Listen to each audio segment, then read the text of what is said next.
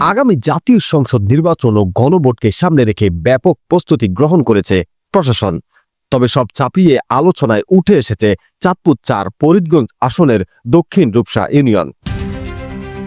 ৫৪ বছর ধরে যে ইউনিয়নের নারীরা ভোট কেন্দ্রে বিমুখ ছিলেন, এবার তাদের কেন্দ্রে ফেরাতে নেওয়া হয়েছে এক ব্যতিক্রমী ও নজিরবিহীন উদ্যোগ।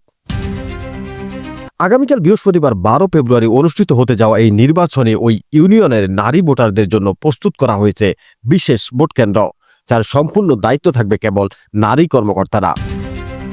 স্থানীয় সূত্র থেকে জানা গেছে ৭০-এর দশকে জৌনপুরের এক পীরের অনুরোধ মেনে রূপসা দক্ষিণ ইউনিয়নের নারীরা ভোট কেন্দ্রে যাওয়া বন্ধ করে দেন। দীর্ঘ ৫ দশকেরও বেশি সময় ধরে এই প্রথা চলে আসছে।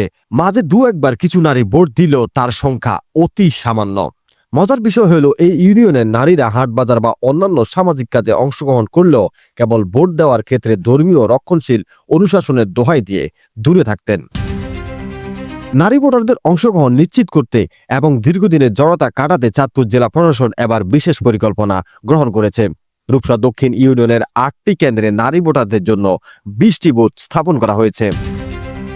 এসব কেন্দ্রের সহকারী প্রিজাইডিং অফিসার থেকে শুরু করে সব পর্যায়ে ভোট গ্রহণ কর্মকর্তা হিসেবে নিয়োগ দেওয়া হয়েছে শুধুমাত্র নারীদের।